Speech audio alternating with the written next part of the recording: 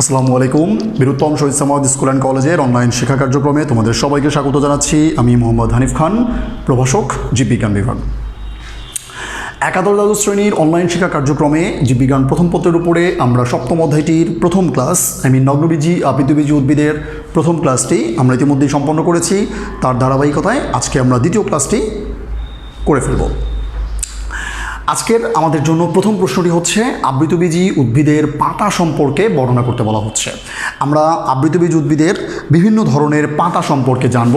আবৃতবীজ উদ্ভিদের পাতাগুলো কেমন হয়, তার গঠনের বিভিন্ন দিকগুলো সম্পর্কে জানবো আমরা। তাহলে প্রথমেই আমরা একটু জেনে নিই যে আবৃতবীজ উদ্ভিদের পাতার বিভিন্ন ছোট্ট ছোট্ট যে অংশগুলো রয়েছে সেগুলো সম্পর্কে। অ্যাট ফার্স্ট একদম প্রথম পিটিওলেট। পিটিওলেট এটি ইংরেজি শব্দ। এর অর্থ হচ্ছে যে সমস্ত পাতাতে বৃন্ত আছে, বৃন্তযুক্ত পাতা, বোটা বৃন্তযুক্ত পাতা। যেমন দেখো, আমরা সাধারণত যে সমস্ত পাতা সচরাচর দেখতে পাই, এইরকম যে পাতাগুলো হয়, বৃন্তযুক্ত পাতা, এটিকে বলা হয় পিটিওলেট। বৃন্তযুক্ত পাতাকে বলা হয় পিটিওলেট। আশা করি আমরা ব্যাপারটা বুঝতে পারলাম। নেক্সট আছে হলো সেসাইল বা বৃন্তহীন পাতা। আমরা টেরিস পড়েছি, বা ফার্ন পড়েছি, টেরোফাইট পড়েছি আমরা। সেখানে কিন্তু দেখেছিলাম বৃন্তহীন পাতার ব্যাপারটি কেমন ছিল সেটি। চলো আমরা একবার দেখে আসি। বৃন্তহীন পাতা,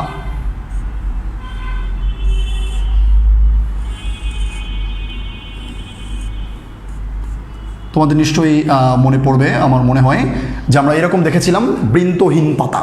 তাহলে এই পাতাটি হচ্ছে বৃন্তযুক্ত পাতা। এটা সাধারণত আমজাম, যে কোনো ধরনের সাধারণ যে গাছ আমরা দেখতে পাই সেখানে এরকম বৃন্তযুক্ত পাতা দেখা যায়, যেটাকে বলা হয়েছে পিটিওলেট। আর বৃন্তহীন পাতা যেগুলো, বৃন্তহীন পাতা কোনগুলো? দেখো, এই যে টেরিস আমরা পড়েছি, টেরোফাইট আমরা পড়েছি, সেখানে কিন্তু আমরা বৃন্তহীন পাতা সম্পর্কে জেনেছিলাম। তাহলে সেসাইল, বৃন্তহীন পাতাকে আমরা কি বলি? বৃন্তহীন পাতাকে আমরা বলি হলো সেসাইল। ওকে। ল্যামিনা বা পত্র ফলক। দেখো, একটা পাতার যে মূল যে অংশটি আছে, একটা পাতার মূল অংশটি হচ্ছে এখান থেকে শুরু করে এই পর্যন্ত। তাহলে এই যে অংশটুকু আছে, এই অংশটুকুকে বলা হয় ল্যামিনা বা পত্রফলক। তাহলে একটা পাতার যদি বৃন্তযুক্ত পাতা হয়ে থাকে, বৃন্তটুকুকে বাদ দিলে যে অংশটুকু থাকবে এটার নাম হচ্ছে ল্যামিনা বা পত্রফলক। লেখা আছে বৃন্তের মাথায় চ্যাপ্টা, প্রশস্ত ও সবুজ অংশটির নাম হচ্ছে ল্যামিনা বা পত্রফলক। আশা করা যায় আমরা বুঝতে পেরেছি। নেক্সট, স্টিপিউল বা উপপত্র। এখন দেখো, যদি পাতার গোড়ায় ছোট্ট কোনো অংশ দেখতে পাওয়া যায়, মনে করো এই হচ্ছে পাতা, পাতার গোড়ায় ছোট্ট আর একটা পাতা, তাহলে এইটা হচ্ছে পত্র। পাতার গোড়ায় ছোট্ট যে আরেকটি পাতা দেখা যাচ্ছে, এটাকে বলা হয় উপপত্র। কি বলা হয়? উপপত্র। তাহলে এই ছোট্ট পাতাকে উপপত্র বা স্টিপিউল নামে নামকরণ করা হয়ে থাকে। আচ্ছা, নেক্সট আমাদের জানতে হবে 5 নাম্বার সরলপত্র। সরলপত্র বলতে আমরা কি বুঝি? সরলপত্র বলতে আমরা সাধারণত একটু আগে যে ছবিগুলো আমরা আঁকলাম, তার মানে একটা পাতাতে, একটা পাতায় যদি একটি মাত্র পত্রফলক থাকে সেটি হলো সরলপত্র। কিন্তু যদি পাতাটির স্ট্রাকচার এমন হয়, ছবিটা দেখো,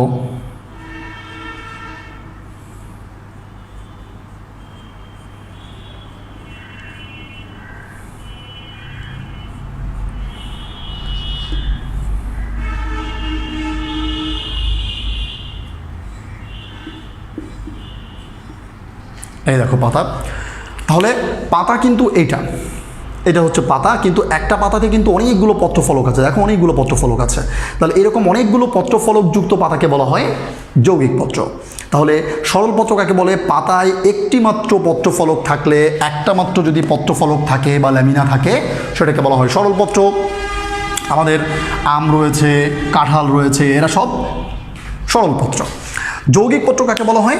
একটি পাতায় একাধিক পত্রফলক থাকলে, যদি একটি পাতাতে একাধিক পত্রফলক থাকে তাকে বলা হয় যৌগিক পত্র। যেমন তেঁতুল আছে, তারপর তেঁতুল আছে, কৃষ্ণচূড়া আছে, বাবলা আছে ইত্যাদি। এইগুলো সবই হচ্ছে যৌগিক পত্রের উদাহরণ হিসেবে থাকবে। তাহলে আমরা পাতার বিভিন্ন অংশগুলোর নামগুলো আমরা একবার দেখে নিলাম। নেক্সট আমরা যে জিনিসটা সম্পর্কে জানবো সেটি হচ্ছে পাতার শিরাবিন্যাস। তাহলে চলো আমরা পাতার শিরাবিন্যাস সম্পর্কে একটু পড়াশোনা করি।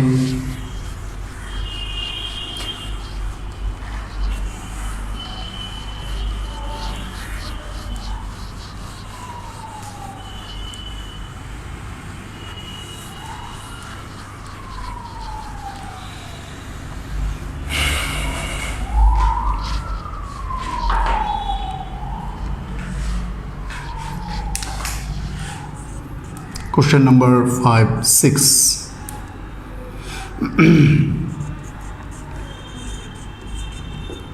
পাতার শিরাবিন্যাস সম্পর্কে ব্যাখ্যা করো। পাতার শিরাবিন্যাস সম্পর্কে ব্যাখ্যা করো।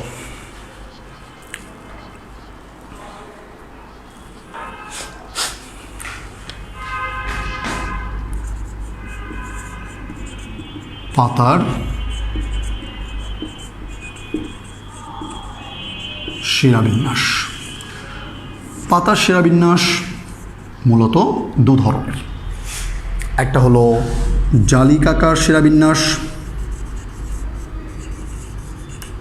জালিকাকার, আর একটা হলো সমান্তরাল। সমান্তরাল এটিকে ইংরেজিতে আমরা যেটা বলি সেটা হলো রেটিকুলেট, রেটিকুলেট, আর সমান্তরালটাকে আমরা বলি হলো প্যারালাল, প্যারালাল। আচ্ছা, এখন এইটার উদাহরণ কি আছে আমরা একটু জানবো। সাধারণভাবে এইটা পাওয়া যাবে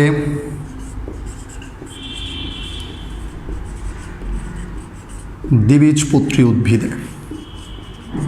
দ্বিবীজপত্রী উদ্ভিদে আমরা এটা খুঁজে পাবো, দ্বিবীজপত্রী উদ্ভিদ।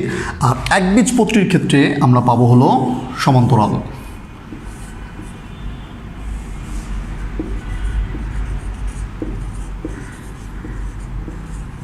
একবীজপত্রীর ক্ষেত্রে আমরা পাবো হলো সমান্তরাল। আচ্ছা, জালিকাকার শিরাবিন্যাসটা কেমন? জালিকাকার শিরাবিন্যাসটা দেখো, যদি পাতার শিরাবিন্যাসটা এইরকম হয়, জালিকাকার শিরাবিন্যাস,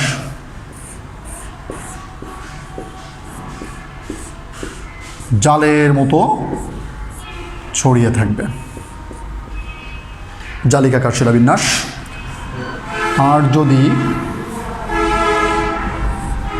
সমান্তরাল শিরাবিন্যাস হয় তাহলে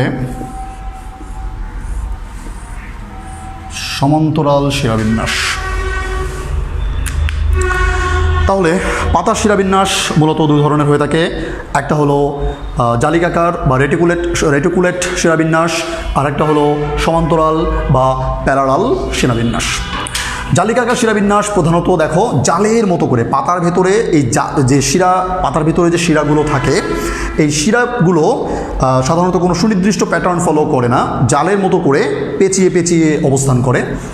কিন্তু সমান্তরাল শিরাবিন্যাসের ক্ষেত্রে দেখো পাতার ভিতরে যে শিরাগুলো রয়েছে এগুলো সুন্দর একটি প্যাটার্ন ফলো করছে, একটি মূল শিরা রয়েছে, তার সাথে সংশ্লিষ্ট পার্শ্ববর্তী শিরাগুলো কিন্তু সমান্তরালভাবে বিন্যস্ত আছে। এই জন্য বলা হয়েছে জালিকাকার শিরাবিন্যাস হচ্ছে এটা, আর সমান্তরাল শিরাবিন্যাস হচ্ছে এটা। যেটি আমাদের মনে রাখার বিষয় সেটি হলো জালিকাকার শিরাবিন্যাস দ্বিবীজপত্রী উদ্ভিদের ক্ষেত্রে পাওয়া যাবে, আর সমান্তরাল শিরাবিন্যাস একবীজপত্রী উদ্ভিদের ক্ষেত্রে পাওয়া যাবে। এটা আমাদের বিশেষভাবে মনে রাখতে হবে। নেক্সট আমরা শিখব পত্রবিন্যাস বা ফাইলোট্যাক্সি।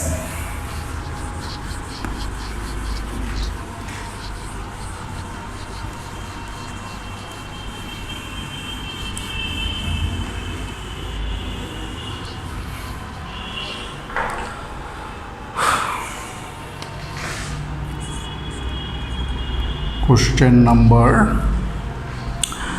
4 ছিল 5 6 সপ্তম,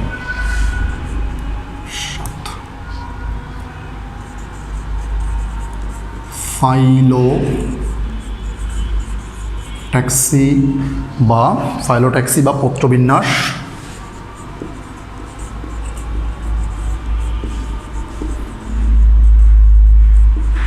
সম্পর্কে ব্যাখ্যা করো। ফাইলোট্যাক্সি বা পত্রবিন্যাস সম্পর্কে ব্যাখ্যা করো। আচ্ছা, ফাইলোট্যাক্সি বা পত্রবিন্যাস, তাহলে এ সম্পর্কে যদি ব্যাখ্যা করতে চাই তাহলে ফার্স্ট আমাদের পত্রবিন্যাসের শ্রেণীবিন্যাসটা আমাদের একটু জানতে হবে। পত্রবিন্যাস সম্পর্কে ফার্স্ট আমাদের 3 ধরনের পত্রবিন্যাস আমরা জানব। প্রথমটা হলো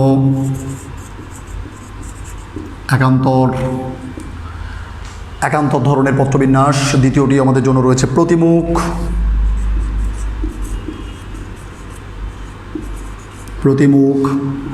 আর তৃতীয়টি রয়েছে আবর্তক পত্রবিন্যাস। তাহলে আমাদের এই 3 ধরনের পত্রবিন্যাস সম্পর্কে জানতে হবে। আসলে পত্রবিন্যাস বলতে কি বোঝানো হয়? পত্রবিন্যাস বলতে আমরা প্রধানত যে বিষয়টি বুঝে থাকি সেটি হলো পাতা উদ্ভিদে কাণ্ড বা শাখা বা মঞ্জুরি দণ্ডের সাথে পাতাটি কিভাবে বিন্যস্ত আছে, পাতাটা কোনভাবে বিন্যস্ত থাকে তার যে ধরন সেটিকে বলা হয় পত্রবিন্যাস বা ফাইলোট্যাক্সি। ব্যাপারটা আসলে কেমন একটু বোঝার চেষ্টা করি আমরা। যদি একান্তর পত্রবিন্যাস হয় তাহলে পাতা কেমন থাকবে? এইখানে একটা পাতা, এইখানে একটা পাতা, এইখানে একটা পাতা, এইখানে একটা পাতা। তার মানে পত্রবিন্যাসটি এইরকম হবে। এইটার সাথে এটা একান্তরভাবে থাকবে, এটার সাথে এটা একান্তরভাবে থাকবে, এর সাথে এটা একান্তরভাবে থাকবে।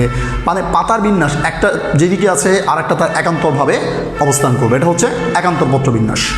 প্রতিমুখ পত্রবিন্যাস কেমন ধরনের হয়ে থাকে? প্রতিমুখ পত্রবিন্যাস হচ্ছে এর ঠিক মুখোমুখি আর একটা পাতা, এটা হলো প্রতিমুখ পত্রবিন্যাস। আর আবর্তক পত্রবিন্যাস হচ্ছে কি, যে একটাকে কেন্দ্র করে মানে 4 পাশ থেকে থাকবে।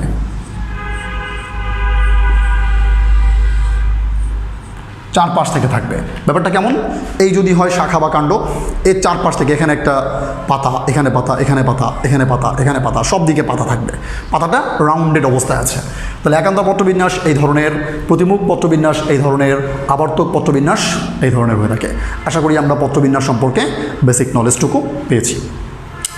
নেক্সট আমরা জানবো খুব গুরুত্বপূর্ণ একটি টপিকস, চলো সবাই পড়ি আমরা।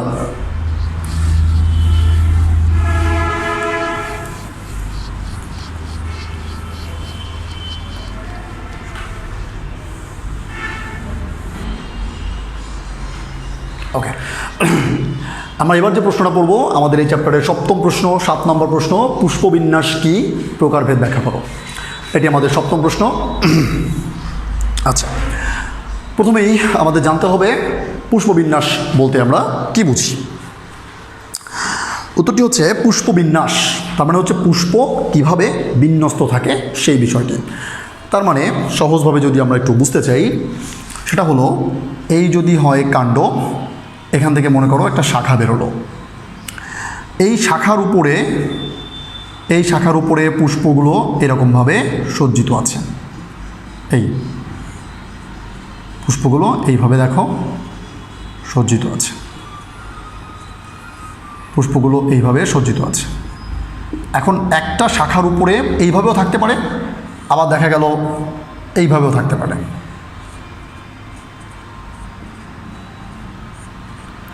তার মানে হচ্ছে সহজ কথায় যদি বলতে চাই, মঞ্জুরিদণ্ড কোনটা?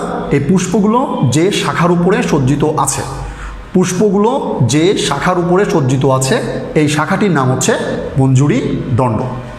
তাহলে পুষ্পগুলো মঞ্জুরি দণ্ডের উপরে কিভাবে বিন্যস্ত আছে, পুষ্পগুলো মঞ্জুরি দণ্ডের উপরে কিভাবে বিন্যস্ত আছে সেই বিন্যাসের রীতিকে, সেই বিন্যাসের নিয়মকে আমরা বলি হচ্ছে পুষ্পবিন্যাস। দেখো লিখেছি সরল বা শাখান্বিত মঞ্জুরি দণ্ডের ওপরে, এটা হলো সরল, এটা হলো শাখান্বিত। তাহলে সরল বা শাখান্বিত মঞ্জুরি দণ্ডের ওপরে এক বা একাধিক পুষ্পের বিন্যাস রীতিকে পুষ্পবিন্যাস বলে। তাহলে পুষ্পবিন্যাস কি আমরা আশা করি বুঝতে পারছি। এখানে পুষ্পবিন্যাসের প্রকারভেদ চাওয়া হয়েছে। দেখো প্রশ্নটি ছিল পুষ্পবিন্যাসের প্রকারভেদ ব্যাখ্যা করো। পুষ্পবিন্যাসকে আমরা দুই ভাগে ভাগ করেছি, একটি হলো রেসিমোস আর একটি হলো সাইমোস। এখন রেসিমোস এবং সাইমোসের ভিতরে বেসিক পার্থক্যটা আসলে কি, এটা আমাদের প্রথমে একটু জানতে হবে। দেখো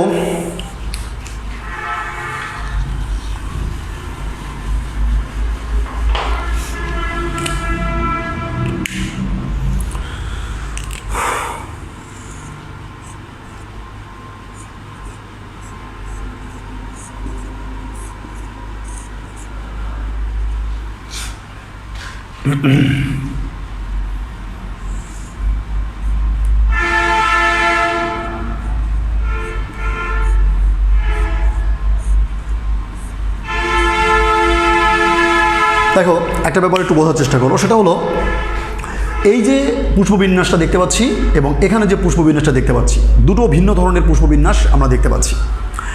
এই ধরনের পুষ্পবিন্যাসে দেখো শীর্ষে একদম মঞ্জুরি শীর্ষে কোনো পুষ্প কিন্তু নেই, মঞ্জুরি শীর্ষে কোনো পুষ্প দেখানো হচ্ছে না। তার মানে এটার বৃদ্ধি আরও অনেক দূর হতে পারে। যেহেতু শীর্ষে কোনো পুষ্প নেই সেহেতু এটির বৃদ্ধি অনিয়ত। তার মানে এটির এই যে মঞ্জুরি দণ্ডটি রয়েছে এটির বৃদ্ধি অনিয়ত, অনেক দূর পর্যন্ত সে লম্বা হতে পারে, বড় হতে পারে। এই জন্য এটা বলা হয়েছে অনিয়ত পুষ্পবিন্যাস।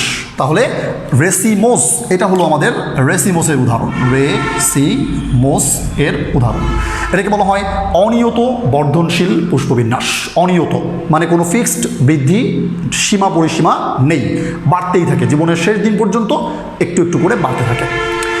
এইটার ক্ষেত্রে লক্ষ্য করো, এই ধরনের পুষ্পবিন্যাসে দেখো শীর্ষে আমরা একটি পুষ্পকে দিয়েছি, আমরা দেখো শীর্ষে একটি পুষ্প দেখতে পাচ্ছি একদম টপ। যেহেতু একদম শীর্ষে একটি পুষ্প রয়েছে সেক্ষেত্রে বলতে পারি এটি কিন্তু অনিয়ত বর্ধনশীল নয়, এটি হচ্ছে নিয়ত বর্ধনশীল। তার মানে কি এর বৃদ্ধি রহিত হয়েছে, এটি আর বড় হবে না, এটির বৃদ্ধি ফিক্সড নির্দিষ্ট, এই জন্য বলা হয়েছে নিয়ত বর্ধনশীল। এইটাকে বলা হয় সাইমোস ধরনের পুষ্পবিন্যাস, সাইমোস ধরনের পুষ্পবিন্যাস বলা হয় সাইমোস।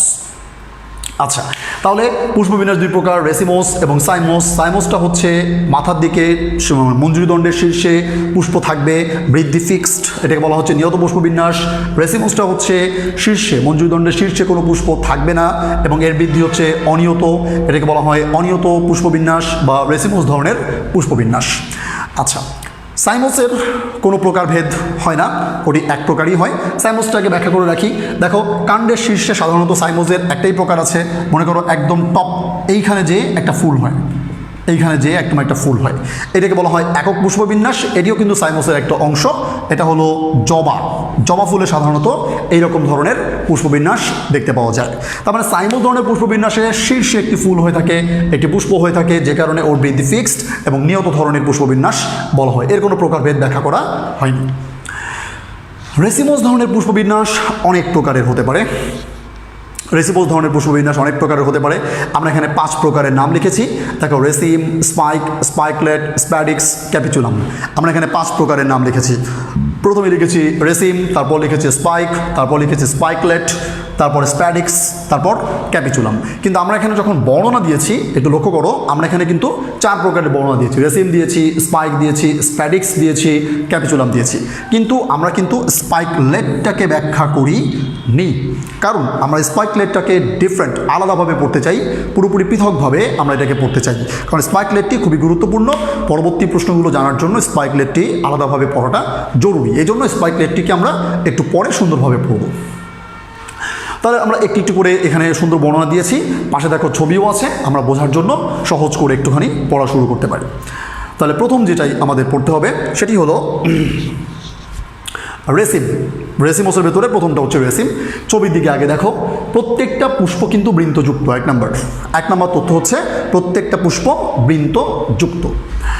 দ্বিতীয় যে বিষয়টি এখানে লক্ষ্য করার মতো সেটা হচ্ছে পুষ্পগুলো দেখো, গোড়ার দিকের পুষ্পগুলো কিন্তু তুলনামূলক বড়, আর যত দিকে উপরে উঠেছে, যত তারা শীর্ষের দিকে যাচ্ছে, পুষ্পগুলো কিন্তু ছোট হতে হতে একদম ক্ষুদ্র ক্ষুদ্র হয়ে গেছে। তার মানে আমরা বলেছি অগ্রণমুখ পুষ্প, এই শব্দটা মানে বুঝতে পারছি আমরা, অগ্রণমুখ পুষ্প কি বলা হচ্ছে, অগ্রোন্মুখ, তার মানে যত উপরের দিকে যাব, যত শীর্ষের দিকে উঠব, ফুলগুলোর আকার ছোট হতে থাকবে। এই ধরনের পুষ্পকে বলা হয় অগ্রোন্মুখ পুষ্প। অনিয়ত বর্ধনশীল, অনিয়ত বর্ধনশীল কেন বলা হয়েছে? কারণ দেখো, টপ অব দ্য মঞ্জুরিদণ্ড, মঞ্জুরিদণ্ডের শীর্ষে কোনো ফুল এখানে দেখা যাচ্ছে না, কোনো পুষ্প এখানে দেখা যাচ্ছে না, যে কারণে আমরা এটাকে বলেছি অনিয়ত বর্ধনশীল পুষ্পবিন্যাস। তারপর বলেছে এটি লম্বা, লম্বা তো দেখেই বুঝতে পারছি আমরা। তাহলে এর একটাই উদাহরণ আছে, আরও উদাহরণ দেওয়া যেতে পারে, এটা হলো সরিষা। সরিষা হচ্ছে এর একটা পারফেক্ট উদাহরণ। তাহলে রেসিম সম্পর্কে আমরা মোটামুটি একটুখানি জানার চেষ্টা করলাম। নেক্সট আছে হলো স্পাইক। স্পাইক সম্পর্কে আমরা একটু জানবো। আচ্ছা, তাহলে এখানে আমাদের যে জিনিসটা দেখা দরকার, যে জিনিসটা খুবই জরুরি, সেটা হলো দেখো, আগের ছবি দিকে দেখো, এখানে কিন্তু পুষ্পগুলো ছিল বৃন্তযুক্ত, কিন্তু এখানে কিন্তু পুষ্পগুলো বৃন্তহীন। এখানে পুষ্পগুলো কী ধরনের? পুষ্পগুলো বৃন্তহীন। পুষ্পগুলি আমি কোনো বৃন্ত দেখতে পাচ্ছি না। আচ্ছা, এটাও কিন্তু অগ্রোন্মুখভাবে বিকশিত, তার মানে নিচের দিকের পুষ্পগুলো তুলনামূলকভাবে বৃহৎ, উপরের দিকের পুষ্পগুলো তুলনামূলকভাবে একটু ছোট, ক্ষুদ্রতর হতে হতে শীর্ষের দিকে, উপরের দিকে উঠে। বলা হয়েছে লম্বা ধরনের, অনিয়ত বর্ধনশীল। এটা দেখো, শীর্ষে কোনো ফুল আমরা দেখতে পাচ্ছি না, সেক্ষেত্রে এটাও কিন্তু অনিয়ত বর্ধনশীল, বৃন্তহীন পুষ্প। তাহলে এই দুটোর ভিতরে পার্থক্য কিন্তু বৃন্ত থাকা না থাকার বিষয়টা নিয়ে। এটির উদাহরণ দিয়েছে রজনীগন্ধা। তাহলে স্পাইকের উদাহরণ হচ্ছে রজনীগন্ধা। ওকে, নেক্সট আমাদের জন্য জানতে হবে স্প্যাডিক্স এবং ক্যাপিচুলাম। এই দুটো তুলনামূলক কম জরুরি বিধায় এখানে কিন্তু ছবিকে শো করা হয়নি, ছবিটা দেখানো হচ্ছে না। স্প্যাডিক্স এটি খাটো ধরনের হয়, এগুলো কিন্তু লম্বা ধরনের ছিল, এই দুটো ছিল লম্বা ধরনের, এটি হচ্ছে খাটো ধরনের। সচরাচর একলিঙ্গ ফুল হয়ে থাকে, তাহলে খাটো ধরনের ফুল হবে, একলিঙ্গ ফুল হবে, রসালো মঞ্জুরিদণ্ড। তাহলে মঞ্জুরিদণ্ড মাঝখানে যেটি আছে, মঞ্জুরিদণ্ড রসালো স্ফীত ধরনের হয়ে থাকে। স্প্যাথি নামক এক প্রকার আবরণ দিয়ে এটি আবৃত থাকে, যেটি কিন্তু অনন্য বৈশিষ্ট্য, অন্য কারোর ক্ষেত্রে আমরা দেখতে পাইনি। দুটো উদাহরণ দিয়েছি, নারকেল আর কলা। এই দুটোর ক্ষেত্রে আমরা সাধারণত স্প্যাডিক্স পুষ্পবিন্যাস দেখতে পাবো। সর্বশেষ এখানে রয়েছে ক্যাপিচুলাম। সর্বশেষ রয়েছে ক্যাপিচুলাম। মঞ্জুরিদণ্ড স্থূল, একটু বড়সড়, মোটা। স্ফীত, মঞ্জুরিদণ্ড স্ফীত, স্থূল আছে, স্ফীত, প্রশস্ত, উত্তল মঞ্জুরিদণ্ড। তার মানে এইরকম লম্বাটে মঞ্জুরিদণ্ড কিন্তু না, একটু প্রশস্ত, একটু স্ফীত, ফুলে ওঠা, এরকম একটা ব্যাপার। পুষ্পিকা, ক্ষুদ্র ক্ষুদ্র কিছু পুষ্প দেখা যায়। ক্ষুদ্র ক্ষুদ্র পুষ্পকে আমরা নাম দিয়েছি পুষ্পিকা। পুষ্প হচ্ছে সাধারণ ফুল, আর পুষ্পিকা হলো ক্ষুদ্র ক্ষুদ্র সূক্ষ্মাতি সূক্ষ্ম ফুলকে বলা হয় পুষ্পিকা। ফ্লোরেট পুষ্পিকা থাকে, উদাহরণ সূর্যমুখী এবং গাঁদা। উদাহরণ হলো সূর্যমুখী এবং গাঁদা। তাহলে আমরা রেসিমোসের চারটি বিবরণ সম্পর্কে পড়লাম। রেসিম পড়েছি, স্পাইক পড়েছি, স্প্যাডিক্স পড়েছি, ক্যাপিচুলাম পড়েছি। স্পাইকলেটটা সম্পর্কে আমরা এখন বিচ্ছিন্নভাবে আলোচনা করতে চাই, সুন্দরভাবে বর্ণনা শিখতে চাই। আমরা সাইমোস সম্পর্কেও পড়েছি, সাইমোসটাও আমাদের মোটামুটিভাবে পড়া হয়েছে। এখন আমরা স্পাইকলেট যেটি আছে এটি সম্পর্কে একটু বিস্তারিত জানতে চাই। স্পাইকলেট সম্পর্কে আমরা একটু পড়াশোনা করতে চাই। চলো আমরা স্পাইকলেট সম্পর্কে একটু জানার চেষ্টা করি।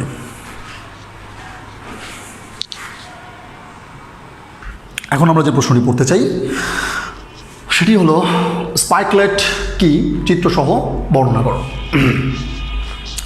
স্পাইকলেট কি, চিত্রসহ বর্ণনা করো, এই প্রশ্নটি আমাদের এবারের প্রশ্ন। ওকে, স্পাইকলেট হচ্ছে বিশেষ ধরনের এক ধরনের পুষ্পবিন্যাস। আমি বলেছিলাম রেসিমোস ধরনের পুষ্পবিন্যাসের, মানে অনিয়ত ধরনের বর্ধনশীল বা অনিয়ত পুষ্পবিন্যাসের একটি বিশেষ ধরনের টাইপ হচ্ছে স্পাইকলেট। আচ্ছা, এই ছবির দিকে তাকাও, এই ছবির সাথে বর্ণনাকে মিল করে করে আমাদের পড়তে হবে। তাহলে এটা হলো সংক্ষিপ্ত পুষ্পবিন্যাস, যথেষ্ট পরিমাণে সংক্ষিপ্ত পুষ্পবিন্যাস, ছোট, আগেগুলোর মতো তো বড় না, কিন্তু আমরা এটাকে বড় করে এঁকেছি বলে এমনটা আমাদের মনে হচ্ছে। তাহলে সংক্ষিপ্ত পুষ্পবিন্যাস প্রথম তথ্য। 2 নম্বর আমাদের বলেছে যে পুষ্পের সংখ্যা এক বা একাধিক। আমরা এখানে কিন্তু একটা পুষ্প এঁকেছি, খেয়াল করে দেখো, আমরা সবগুলো মিলে একটা পুষ্প এঁকেছি, একাধিক পুষ্পও কিন্তু হতে পারে, 1 or 1+। তারপর বলেছে মঞ্জুরিদণ্ডের গোড়ায় 2টি বর্মাকার অপুষ্পক গ্লুম থাকে। গ্লুম মানে এক ধরনের ছোট্ট ছোট্ট পাতা বিশেষ, গ্লুম মানে হচ্ছে এক ধরনের স্পেশাল পাতা বিশেষ। দেখো মঞ্জুরিদণ্ডের গোড়ায় এই একটা গ্লুম, এই একটা গ্লুম। আমাদের মঞ্জুরিদণ্ড কিন্তু হচ্ছে মূলত এইটা হচ্ছে আমাদের মঞ্জুরিদণ্ড, এইটা। তার গোড়ার দিকে দেখো এই একটা গ্লুম দেখা যাচ্ছে, আর এই একটা গ্লুম, মানে ছোট্ট ছোট্ট পাতার মতো গঠন দেখা যাচ্ছে। আমরা বলেছি 0 গ্লুম 1, 0 গ্লুম 2। প্রশ্ন হচ্ছে যে আমরা এগুলোকে শূন্য গ্লুম এই শব্দটা কেন ব্যবহার করছি, আমরা শূন্য গ্লুম কথাটা কেন বলছি। কারণ দেখো এর যে গোড়া, এখান থেকে কিন্তু কোনো পুষ্প উৎপন্ন হয়নি, কিংবা এর গোড়া থেকেও কিন্তু কোনো পুষ্প উৎপন্ন হয়নি। কিন্তু দেখো এই যে লেমা নামক একটা অংশ রেখেছি, লেমার গোড়া থেকে কিন্তু পুষ্প উৎপন্ন হয়েছে। যেহেতু এদের গোড়ায় কোনো পুষ্প উৎপন্ন হয়নি, সেই জন্য এগুলোকে আমরা বলেছি শূন্যগ্লুম। আমরা বলেছি শূন্যগ্লুম। তাহলে শূন্যগ্লুম মোট কয়টা? শূন্যগ্লুম হচ্ছে মোট 2টা। আচ্ছা, সে কথাটা বলেছে যে মঞ্জুরিদণ্ডের গোড়ায় 2টি বর্মাকার অপুষ্পক গ্লুম থাকে। নেক্সট বলেছে এদের ওপরে একটি সপুষ্পক গ্লুম থাকে যাকে লেমা বলা হয়। দেখো দুটো শূন্য গ্লুমের ওপরে এই যে আরও একটা গ্লুম দেখা যাচ্ছে, যার গোড়া থেকে কিন্তু মঞ্জুরিদণ্ড বা পুষ্প উৎপন্ন হয়েছে, এই জন্য এটাকে বলা হয় লেমা বা সপুষ্পক গ্লুম। সপুষ্পক গ্লুম বলা হচ্ছে এটাকে। তাহলে লেমা বা সপুষ্পক গ্লুম, আর এগুলো হচ্ছে অপুষ্পক গ্লুম বা শূন্য গ্লুম। আচ্ছা, লেমার উপরে এবং বিপরীত দিকে থাকে প্যালিয়া। তাহলে লেমা হচ্ছে এটা, লেমার উপরের দিকে এবং বিপরীত। লেমা যে এইদিকে আছে, প্যালিয়া দেখো এই পাশে আছে। এখানে কিন্তু আরও একটা গ্লুম দেখা যাচ্ছে যার নাম হচ্ছে প্যালিয়া। এবার আসা যাক আমাদের এই ফুলটা। দেখো ফুলটা কিন্তু হচ্ছে মূলত এইটুকু হচ্ছে এদের পুষ্প। এই পুষ্পে পুংকেশর আছে, এই পুষ্পে স্ত্রীকেশর আছে। স্ত্রীকেশরগুলো কিন্তু পালকের ন্যায়, দেখতে পাচ্ছি পালকের ন্যায় 2 পাশে বিন্যস্ত, সুন্দরভাবে বিন্যস্ত রয়েছে। তাহলে লেমার ওপরে ও বিপরীতে থাকে প্যালিয়া, প্যালিয়ার শীর্ষে থাকবে একটি পালক সদৃশ স্টিকেশরযুক্ত পুষ্প। এই ধরনের স্পাইকলেট বা ডায়াগ্রামেটিক স্পাইকলেট যেটা আমরা পড়লাম পাওয়া যাবে পোয়াসি এবং সাইপ্রিরেসি নামক গোত্রে। উদাহরণ হিসেবে ধান, গম, ভুট্টা এই ধরনের উদ্ভিদগুলোতে আমরা সাধারণত এই টাইপের উদাহরণ বা এই ধরনের পুষ্পবিন্যাস আমরা দেখতে পাবো। ঠিক আছে, আশা করি প্রশ্নটা আমরা চমৎকারভাবে বুঝতে পেরেছি। নেক্সট আমরা যেটা পড়ব, আমাদের পরবর্তী প্রশ্ন, সেটি হচ্ছে একটি আদর্শ পুষ্পের বিভিন্ন অংশের বর্ণনা। তো চলো পড়া যাক।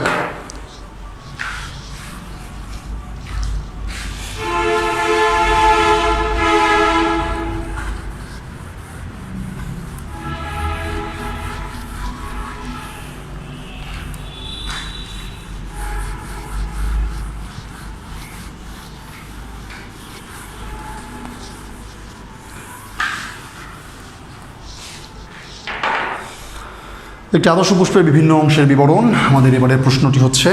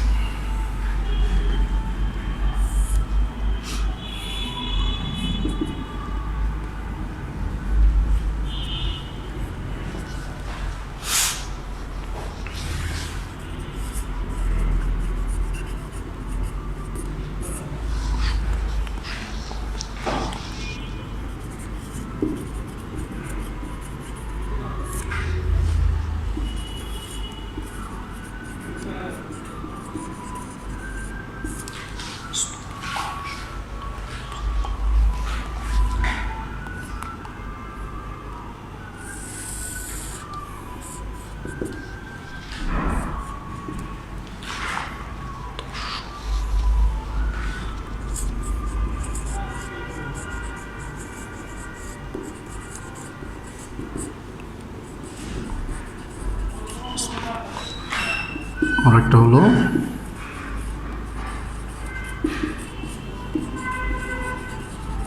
সাহায্যকারী স্তবক।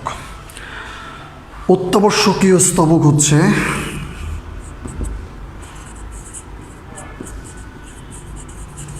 পুংস্তবক,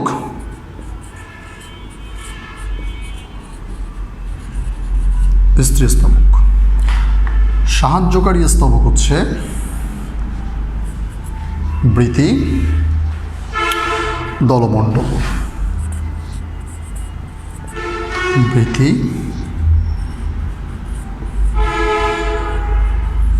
দলমণ্ডল। আচ্ছা,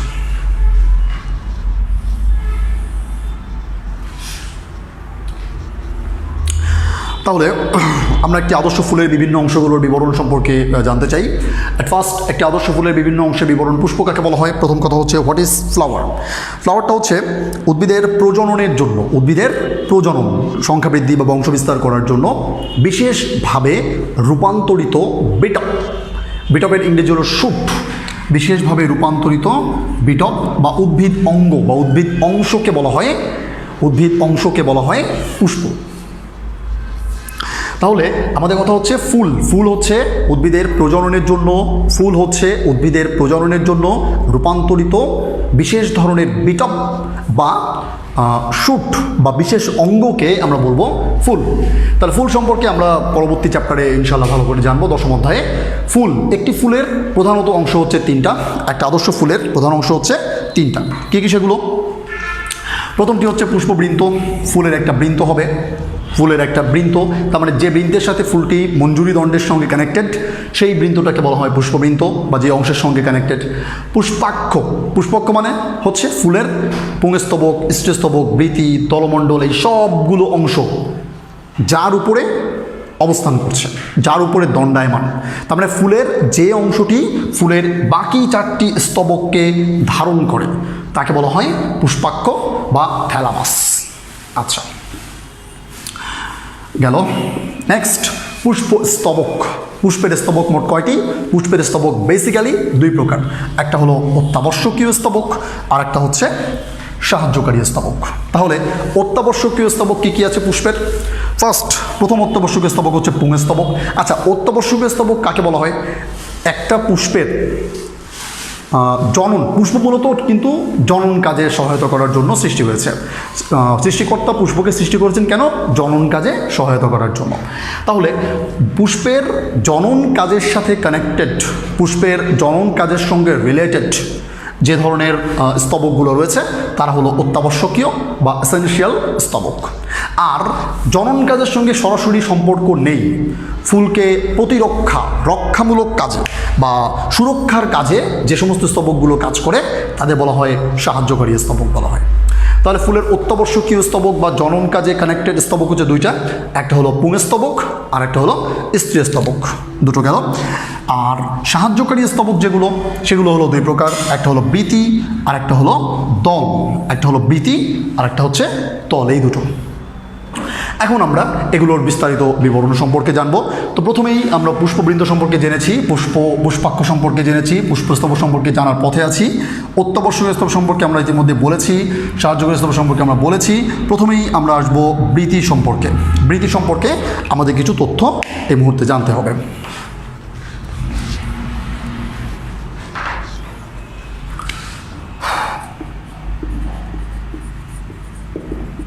বৃতি সম্পর্কে আমরা চারটি তথ্য জেনে নেব। সব থেকে বাইরের স্তবক সবুজ, এক নম্বর। সব থেকে বাইরের স্তবক, সব থেকে বাইরের স্তবক। দুই নম্বর, সবুজ ধরনের হয়ে থাকে এটি। তিন নম্বর স্তবক যেটি আছে, তিন নম্বর যে কথাটি, বৃতির প্রতিটি সদস্যকে সেপাল বলে। বৃতির প্রতিটি সদস্যকে সেপাল বলে। নম্বর 4, উপবৃতি থাকতে পারে। বৃতির বাইরে ক্ষুদ্র বৃতি সদৃশ গঠনকে হয় উপবৃতি। তাহলে বৃতির বাইরের দিকে ক্ষুদ্র ক্ষুদ্র বৃতি সদৃশ গঠনকে উপবৃতি বলা হয়। তাহলে এইটুকু তথ্যগুলো মনে রাখলেই মোটামুটিভাবে আমাদের বৃতি অংশটা শেষ হয়ে যাচ্ছে। তাহলে বৃত্তির ক্ষেত্রে আমাদের একটু মনে রাখতে হবে যে বৃত্তির ক্ষেত্রে এই তথ্যটি আমাদের জন্য কনফিডেন্সিয়াল, এই তথ্যটি আমাদের ভুললে চলবে না। ওকে, নেক্সট আমরা যেটা পড়বো সেটা হলো দলমণ্ডল সম্পর্কে তথ্যগুলো নিয়ে নিই, দেখে নিই দলমণ্ডল সম্পর্কে কী কী তথ্য আছে।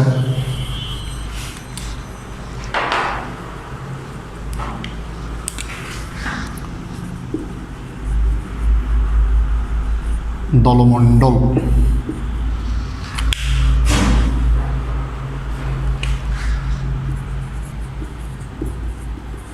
বাইরের দিক হতে দ্বিতীয় স্তবক এর প্রতিটি সদস্যকে পেটাল, এর প্রতিটি সদস্যকে পেটাল বা পাপড়ি বলে, এর প্রতিটি সদস্যকে পেটাল বা পাপড়ি বলে। পরাগায়নে সাহায্য করে, পরাগায়নে সাহায্য করে এবং এটি রঙিন হয়, রঙিন হয়। তার দলমণ্ডল সম্পর্কে আমরা এখানে তিনটি তথ্য নিয়ে নেব। প্রথম তথ্যটি হচ্ছে একটা ফুলের বাইরের দিক থেকে সেকেন্ড যে স্তবকটি সেটি হলো দলমণ্ডল। এর প্রত্যেকটা সদস্যকে আমরা বলবো হলো পেটাল বা পাপড়ি বলবো আমরা এটাকে। আচ্ছা, জানি আমরা ফুলের বিভিন্ন রকমের যে কালার, লাল, নীল, হলুদ, সবুজ, ডিফারেন্ট কালার আছে। এই কালারের অধিকাংশ হচ্ছে পাপড়ির জন্য। পাপড়ি সাধারণত ফুলটাকে রঙিন করে তোলে, আর এই রঙিন হওয়ার জন্যই বিভিন্ন কীটপতঙ্গ পাপড়ির দিকে বা ফুলের দিকে আকৃষ্ট হয় এবং পরাগায়নে সাহায্য করে। আমরা জানি পরাগায়ন বলতে বোঝানো হয় যে একটা ফুলের পরাগরেণু বিভিন্ন মাধ্যমে বাহিত হয়ে এটি আরেকটা ফুলের বা একই ফুলের স্ত্রী কেশরে বা গর্ভমুণ্ডে আপাতিত হবার যে প্রক্রিয়া তাকে বলা হয় পরাগায়ন।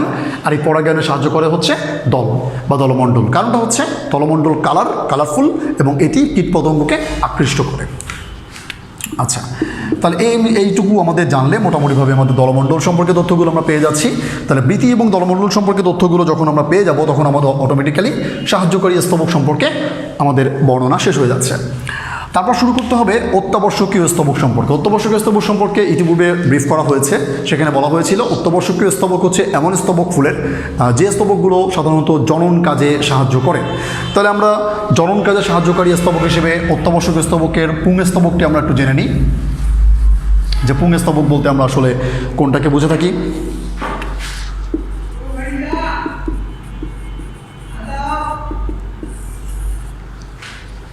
পুং স্তবক আমরা ছবিতে একটু দেখে নিই।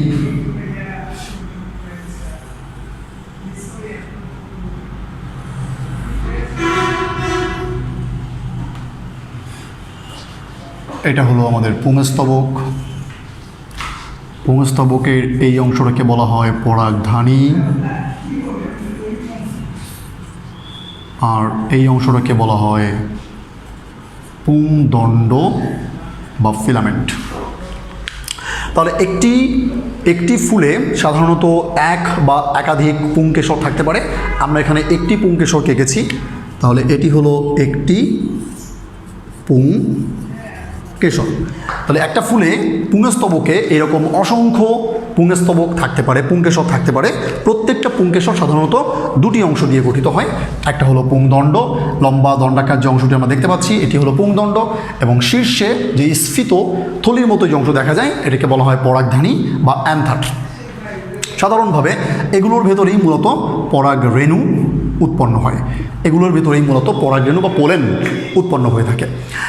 একটি তথ্য না দিলেই নয় যে পরাগধানী এবং পুংদণ্ডের সংযোগস্থলে একটা বিশেষ অংশ রয়েছে, এটিকে বলা হয় যোজনী, এটিকে বলা হয় যোজনী। তাহলে পুংস্তবকের বেসিক স্ট্রাকচারটা আমরা জেনে রাখলাম। এরই সাথে আমরা একটি আদর্শ ফুলের বিভিন্ন অংশের বিবরণে আজকের মতো আমরা পুংস্তবক পর্যন্ত শেষ করেছি। স্ত্রীস্তবক সহ অন্যান্য অংশগুলো সম্পর্কে আমরা পরবর্তী ক্লাসে জানার চেষ্টা করব। তো এই ক্লাসে আমরা আজকে যে নগ্নবীজি আবৃতবীজি চ্যাপ্টারটি 2 নম্বর ক্লাসটি করলাম, সেখানে আমরা বেশ কিছু প্রশ্ন পড়েছি।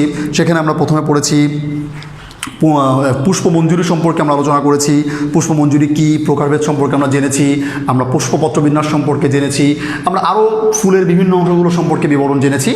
তো এই বিষয়গুলো তোমরা বাড়িতে সুন্দরভাবে চর্চা করো, সুন্দরভাবে লিখবে বাসায়, এবং পরবর্তী ক্লাসে ইনশাল্লাহ আমরা এর পরবর্তী বিষয়গুলো সম্পর্কে আলোচনা করার চেষ্টা করব। তোমাদের সবার সুস্থতা কামনা করছি। আজকের ক্লাসটি এ পর্যন্তই শেষ হচ্ছে। ধন্যবাদ সবাইকে।